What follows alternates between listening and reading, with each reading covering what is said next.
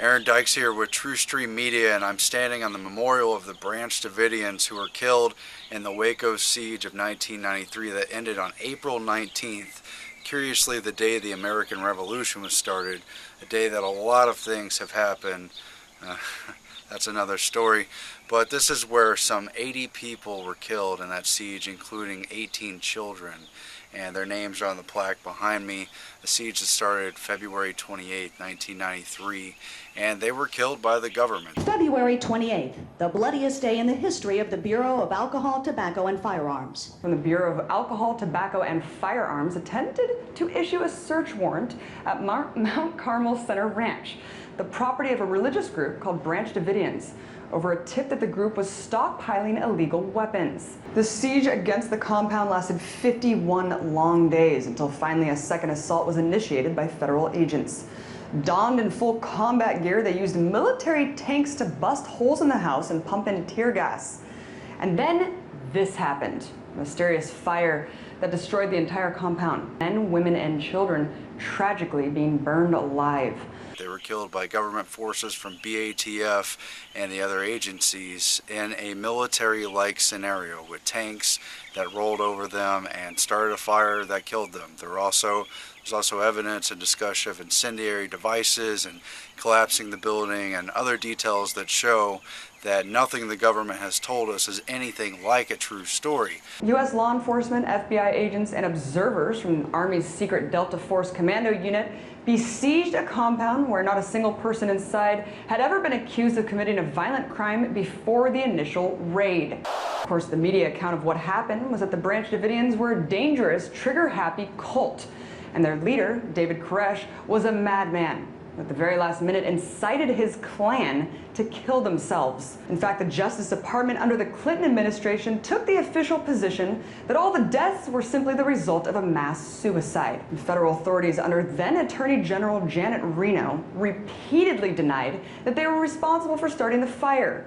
Evidence eventually came to light that proved their culpability. There's infrared video that's come out that's shown that our agents were firing on the Davidians. Infrared video shot by the FBI flying over the compound in the days leading up to the massacre showed automatic gunfire being directed from the tanks before any shots were fired from the compound. They were also playing psychological games, playing loud noises, keeping lights on while they were locked inside of the compound.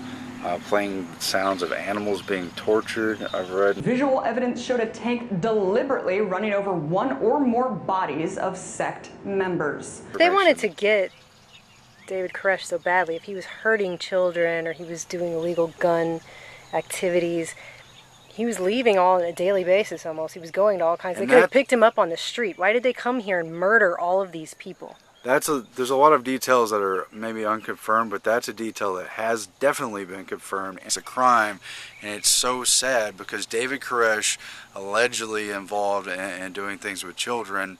If they had evidence of that, if that was true, they could have arrested him any day they chose because he walked into town on a daily or near daily basis. But why exactly did that siege take place?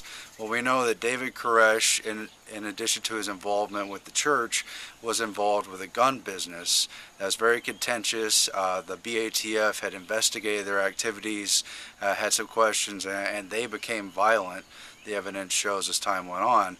What I was just told by someone here as part of the church is that 2 of the guns that David Koresh and his other family members had as part of this business were traced back to Iraq and Kuwait and had been smuggled over as part of a drug smuggling operation. Now, allegedly, this drug smuggling operation involved CIA-type people and other continuity of government figures connected to George H.W. Bush, Bill Clinton, and other famous and infamous political figures that we know. And if you follow that through, it's a very unsettling set of events. Because they had those serial numbers from the weapons, they were able to match them up with government databases and learn new details about the drug smuggling. And many people believe that was the real reason they felt the need to kill and murder and destroy this compound that used to be here, along with as many people as possible who are inside of it. Despite the overwhelming evidence, it took 6 years for the FBI to even admit that their explosive munitions started the fire. And to this day, there's a total lack of accountability for these crimes. It's very sad.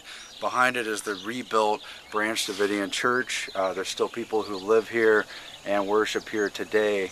And if you visit it, you'll see it's a beautiful place, and they'll tell you quite a bit about what they believe and why they remain here. And they'll also tell you politically, secularly, what happened here more than 20 years ago, where we're standing in Waco, just outside of Waco, Texas.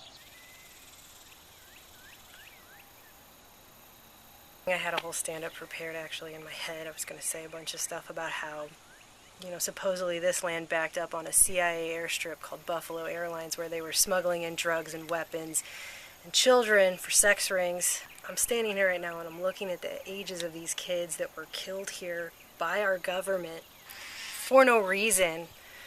And I'm just really, this place, you can feel something here. You can feel something here. This is a special place. And I think that the American people needs to remember this. Remember what happened here.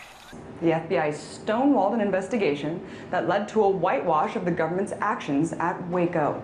It almost happened again in Nevada just a couple of months ago.